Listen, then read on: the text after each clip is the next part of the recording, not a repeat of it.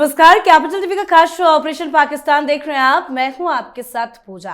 वैश्विक मंच पर पाकिस्तान एक बार फिर पूरी तरह बेनकाब हो चुका है और इस बार उसे सिर्फ कूटनीतिक नहीं बल्कि रणनीतिक शर्मिंदगी भी झेलनी पड़ी है। भारत के ऑपरेशन सिंदूर ने जिस तरह पाकिस्तान की सैन्य रीढ़ पर सीधा प्रहार किया, उसकी गूंज आज भी इस्लामाबाद के रावलपिंडी तक सुनाई दे रही है। डर का आलम यह था कि पाकिस्तान के राष्ट्रपति आसिफ अली जरदारी को हमलों के दौरान बंकर में शरण लेने की सलाह दी गई। यह कोई भारतीय दावा नहीं है, बल्कि खुद जरदारी ने एक सार्वजनिक कार्यक्रम में इस बात की तस्दीक की है। अब पाकिस्तान के उप प्रधानमंत्री और विदेश मंत्री इशराक डार ने प्रेस कॉन्फ्रेंस में वो सच बोला है जिस पर पाकिस्तान की पूरी प्रोपेगेंडा मशीनरी पर्दा डालती रही थी। डार ने स्वीकार किया कि मई 2025 में भारत की तरफ से छोड़े गए करीब 80 ड्रोनों में से कई को रोकने के बावजूद कुछ ड्रोन अपने लक्ष्य तक पहुंचे और रावलपिंडी के चकलाला इलाके में स्थित अत्यंत महत्वपूर्ण नूर खान एयरबेस को नुकसान पहुंचा।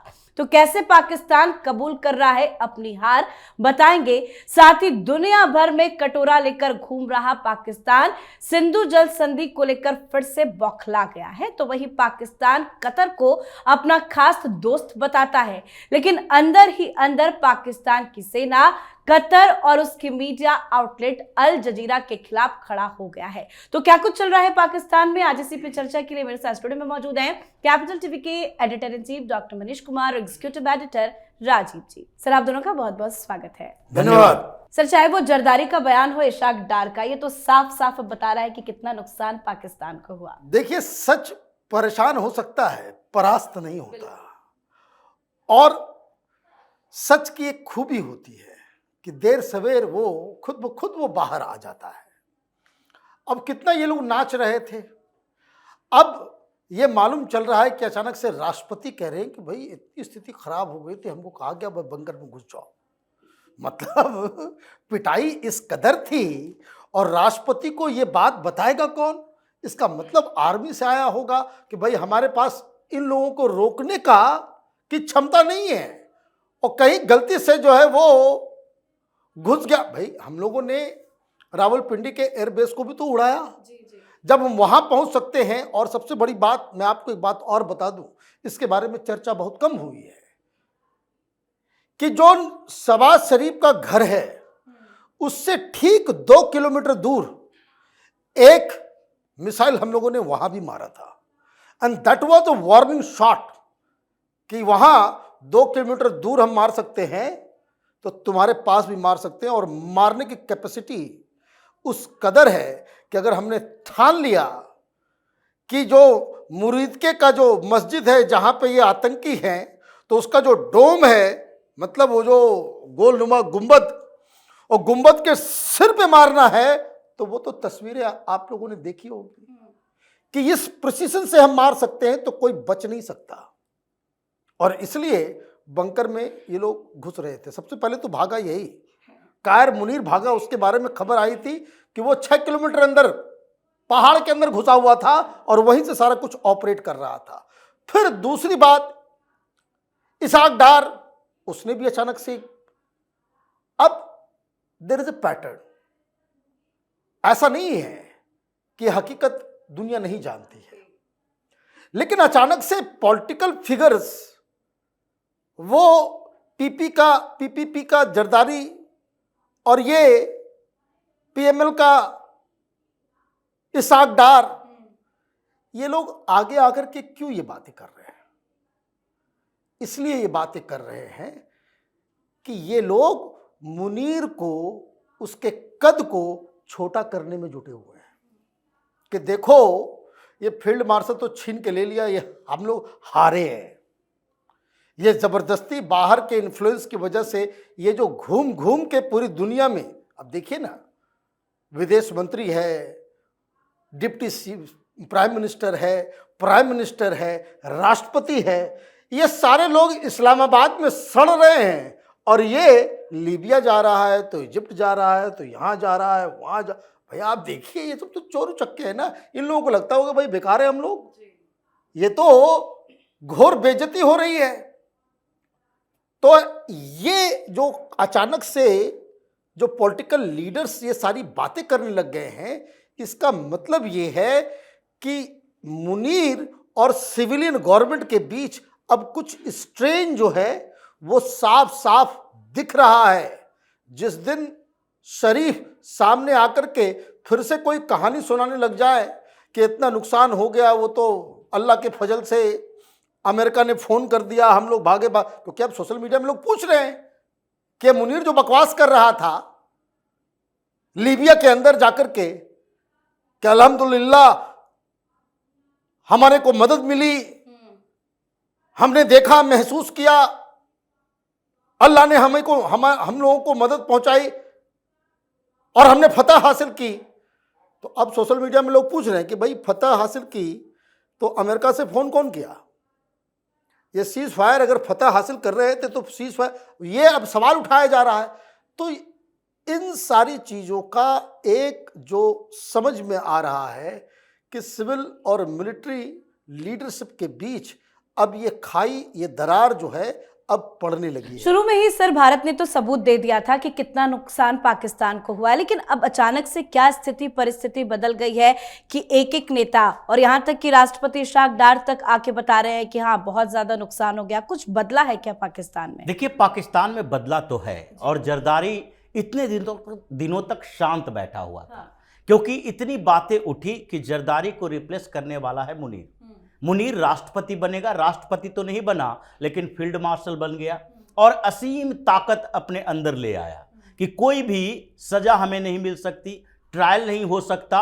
और उसके बाद अगला कदम होता क्या है? अगला कदम तो सैन्य तानाशाह बनना ही है, परवेज मुशर्रफ की तरह।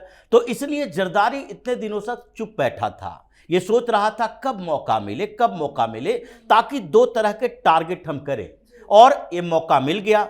उस दिन ये बेनजीर भुट्टो की पुण्यतिथि भी जिस दिन उसे उड़ाया गया था, जरदारी को सिंध में मौका मिला और उसने दो तरह के टारगेट सेट किए। एक तो मुनीर के पराजय की, लेकिन वो खुलकर बोल नहीं सकता तो थोड़ी तारीफ कर देगा कि हाँ मुनीर ने हमें बचा लिया, लेकिन कहने का मतलब तो यही था कि देखो राष्ट्रपति को अगर बंकर में छिपने की सलाह दी जा रही है तो इसका मतलब है कि पूरे देश पर आफत ले आया ये मुनीर।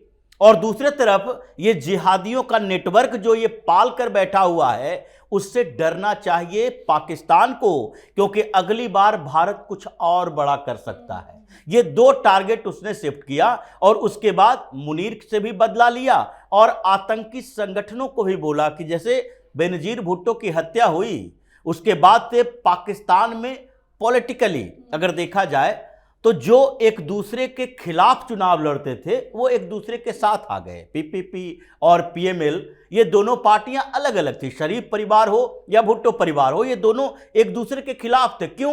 क्योंकि इन लोगों को लगा कि इमरान खान उभर रहा है और उधर इमरान खान अगर ऐसे ही लगातार जीतता रहा तो उसके बाद हम लोगों के राजनीतिक भविष्य चौपट हो जाएगा।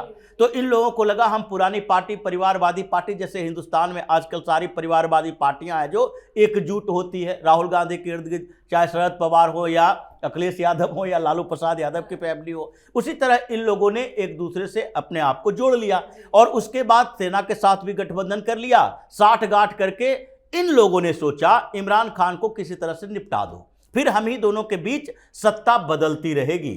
लेकिन हुआ क्या है, इस बीच जब सेना के साथ साठगांठ हुआ तो सेना और ज्यादा हावी होने लगी। अब मुनीर उसी रूप में आ रहा है जिस रूप में परवेज मुशर्रफ आ रहा था। तो ऐसी स्थितियों में इन लोगों को भी खतरा लगने लगा। तो अब मुनीर को टारगेट किया और आतंकवाद पर पाकिस्तान के लोगों को बताया कि देखो अब भारत का नजरिया बदल गया, काम करने का तरीका बदल गया। पहले की तरह नहीं है कि जितने डोजियर भेजने थे भेज दिए, पाकिस्तान से सवाल करते रहे और कोई कार्रवाई नहीं की। अब ऐसा अटैक करता है कि राष्ट्रपति भी सुरक्षित नहीं है। क्या दिल्ली में कोई ऐसी स्थिति आई? क्या पूरे भारत में कहीं भी किसी बड़े शहर में शिफ्ट करने के लिए बोला गया, लोगों को परेशानी हुई? या राष्ट्रपति, प्रधानमंत्री, मंत्री या यहाँ का सेना प्रमुख किसी ने ऐसी बात कही कि नहीं नहीं हम छुपे हुए थे, हम हेडक्वार्टर में नहीं थे, राष्ट्रपति को बताया गया सुरंग में घुस जाओ? तो इसका मतलब है भारत की ताकत बताया जरदारी, मुनीर की कायरतापूर्ण व्यवहार बताया और पाकिस्तान की औकात बताते हुए आतंकवाद पर सलाह दे दी कि अगर अगली बार कुछ ऐसी हरकत किए तो ये राष्ट्रपति तो बंकर में छुप जाएगा, लेकिन वहां के लोगों के लिए बंकर नहीं है, तुम तबाह हो जाओगे। इसलिए इन आतंकी संगठनों के साथ जुड़ो नहीं, बल्कि इसे वार्निंग दो कि अब ऐसा किए तो हम ही लोग तुमसे संघर्ष करने की तैयारी में। वाकई में। और ऑपरेशन सिंदूर के बाद भारत की तरफ से पाकिस्तान पर वाटर स्ट्राइक, जिसके दूरगामी परिणाम नजर आ रहे हैं, उसको लेकर किस तरह से बौखलाहट है? देखिए, अब अचानक से वो पुराने जो सरकारों में जो मंत्री हुआ करते थे, अब सारे लोग सामने आ रहे हैं। वो पूरी जो हिंदुस्तान को भी नहीं मालूम है, उनको मालूम है कि कहाँ कहाँ क्या क्या बन रहा है चुनाव के ऊपर। ये पूरा का पूरा शरीर रहमान को मैंने देखा, वो पूरा का पूरा डिटेल दे रही कि भाई देखिए यहाँ भी हो रहा है, यहाँ भी हो रहा है, यहाँ भी हो रहा है, ये उल्लंघन है, ऐसे तो सब कुछ तबाह हो जाएगा, बर्बाद हो जाएगा। भारत क्यों कर रहा है, इस पर मैंने एक रिटायर्ड अधिकारी से बात की, नाम लेना उचित नहीं है। ये दुनिया में कहीं भी दरवाजा खटखटाने कुछ नहीं होने वाला है। उसका कारण मैं बताता हूँ। मैं क्यों बार बार कहता हूँ, चोरों चक्कों का मुल्क है ये सब वहाँ पे जितने लोग जो अधिकारी हैं, जो जहाँ है, वो सिर्फ लूट करने के फिराक में है। यूपीए की सरकार के दौरान वो इन लोगों की हर 1-2 साल में जो है बैठक होती थी, निगोशिएशन होता था। तो पाकिस्तान की एक टीम आई हुई थी निगोशिएट करने के लिए, बातचीत करने के लिए। और बड़े मजेदार की बात है कि ये मीटिंग हैदराबाद में हुई थी कि उन लोगों का ये था कि मैं हैदराबाद में हूँ, बिरयानी वगैरह खाएंगे वहाँ। तो 2-3 दिन इन लोगों ने बहुत, और सरकार, भारत के ब्यूरोक्रेट्स भी बड़े होशियार हैं, उनके लिए गाड़ी ये वो सारा जितना ऐश मौज कर सकते हैं उन्होंने करवाया। और उसके बाद उनको कहा कि भाई इसको ऐसे कर देते हैं, ऐसे कर देते हैं वो। और हिंदुस्तान ने वो सारी चीज़ों के ऊपर हस्ताक्षर करवा लिया। तो हमने कहा कि भाई वो लोग किए क्यों? बोले उनमें से एक आदमी ने कह दिया था कि भाई हम लोगों का भी कुछ हिसाब किताब कर दीजिए, जो कागज पे साइन करना कर देंगे। ये जो बातचीत आज पाकिस्तान के अंदर में सारे लोग कह रहे हैं कि यहां प्रोजेक्ट, यहां प्रोजेक्ट, तो ये सारी चीजें कि अगर हम डैम बना रहे हैं तो डैम बना रहे हैं, तो डैम को तो पानी हम रोक रहे हैं। बहुत सारे प्रोजेक्ट है कि रन ऑन द रिवर जो है, पानी जो है रोक नहीं रहे, पानी जो है जा रहा है। तो अगर पानी को हमने उससे बिजली निकालने के लिए कोई प्रोजेक्ट हमने बनाया, उसका हमने इस्तेमाल किया, तो पानी टेक्निकली पानी को हम रोक नहीं रहे, क्योंकि फिर तो वो गेट से वो जा ही रहा है। जितना आपका हिस्सा में पानी है 20% हम इस्तेमाल कर सकते हैं, ये तो करार है। तो लीगली हम कुछ गलत नहीं कर रहे हैं। और ये सब चीजों के ऊपर पाकिस्तान के अधिकारी माल लेकर के, और जो बताया गया कि लंदन वंदन में इन लोगों ने कुछ जो है पैसे वैसे डिलीवर करवाए, तो आकर के खुद ही ये बिकने को तैयार है। जैसे अभी मुनीर अमेरिका में जाकर के बिक गया, और छोटे छोटे अधिकारी हैदराबाद में आकर के बिक गए। भाई कीमत होनी चाहिए। पाकिस्तान में सब कुछ बिकाऊ है। ये अपने देश और उसकी अस्मिता को जो है, तो ये तो सरकार बदल गई। अब यहां पे आ गए अमित शाह, आ गए यहां मोदी, यहां आ गए डोभाल। अब इनको बताया गया कि हुजूर ये तो देखिए, तो सब तो ऐसा ऐसा है। बोला अब जितना जितना कर लिया ये लोग, उसके ऊपर हम लोग क्या क्या कर सकते हैं। तो एक बात इस चीज को समझ लीजिए कि जो कुछ भी भारत कर रहा है सब लीगली जो है, on paper we are 100% right. दूसरी चीज, ये नाक रगड़ते रह जाएंगे, नाक रगड़ते रह जाएंगे। चिनाब के पानी के लिए, बूंद बूंद के लिए ये लोग तरसेंगे। ये अगले साल तक, अगले गर्मी, ये मई जून तक आते आते आप देखिएगा कि वाटर वॉर पाकिस्तान के अंदर जो है वो शुरू ना हो जाए, वाटर राइट्स जिसको कहते हैं। फिर आप देखिए, ये सरकार जो है ये बहुत ही निर्मम है।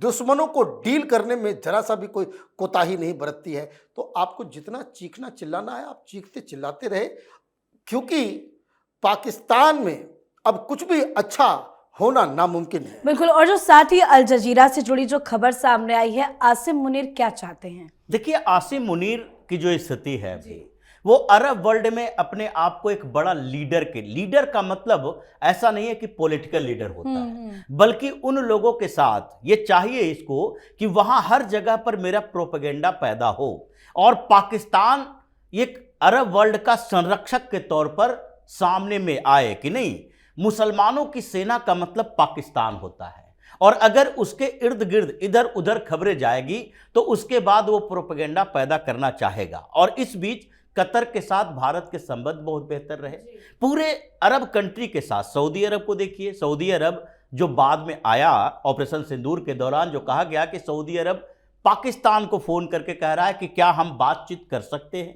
इसका मतलब है कि सऊदी अरब और भारत के बीच जो इतने दिनों में संबंध अच्छे हुए, ये सारे मुस्लिम देशों ने प्रधानमंत्री मोदी को अपना सर्वोच्च सम्मान देना शुरू कर दिया। ये सामान्य स्थिति नहीं है। और कतर की बात है, दोहा के अंदर लगभग 20-22 लाख का पॉपुलेशन है और उसमें 8 से 10 लाख इंडियन हैं। वहां के आर्मी के अंदर भी इंडियन जो यहां से रिटायर होकर ऑफिसर जाते हैं वो ट्रेनर के तौर पर हैं। कतर की पूरी नेवी है जो भारत से चलती है, भारत के अधिकारी वहां पर जाते हैं और उसको ऑपरेट करते हैं। जो पिछले दिनों हंगामा हुआ था कतर में कि ईरान के लिए स्पाई का काम कर रहा था, तो ईरान के खिलाफ, वो सारी स्थितियों को इसे पता है कि कतर में, यूएई में, सऊदी अरब में भारत कैसे अपने बेहतरीन कूटनीति के साथ इन्वेस्टमेंट कर रहा है। और वो जो पूरे देश हैं, ये लोग सोच रहे हैं कि wild west petroleum, wild west economy जो उनकी है, उसको किसी तरह से शिफ्ट करें। उसके लिए सबसे बेहतर मार्केट भारत हो सकता है। तो इससे इसको लगने लगा है कि अगर ये लोग हमारा साथ छोड़ दिया तो अभी जो पैसे उधार लेकर आते हैं वो भी बंद हो जाएगा, अकाउंट सीज हो जाएगी और उसके बाद हमारा दबदबा कम हो जाएगा। इसलिए कोई ना कोई प्रोपेगेंडा तो करना चाहिए और उसी प्रोपेगेंडे की पोल खुली है, तो उसके कारण मुनीर अपने देश में भी घिरा हुआ महसूस कर रहा है। बिल्कुल सर, बहुत बहुत धन्यवाद सर आप दोनों का। धन्यवाद। तो ऑपरेशन सिंदूर ने पाकिस्तान को यह स्पष्ट संदेश दे दिया कि भारत अब सिर्फ चेतावनी नहीं देता है बल्कि सटीक कार्रवाई भी करता है। आज पाकिस्तान के पास ना तो इनकार का साहस बचा है और ना ही झूठ को संभालने की ताकत। कभी खामोशी, कभी उल्टे बयान और कभी आधे अधूरे सच, यही पाकिस्तान की बदहाली की कहानी है। तो पाकिस्तान पर आपकी क्या कुछ राय है, कमेंट करके लिखिएगा। देखते रहिए कैपिटल टीवी। नमस्कार।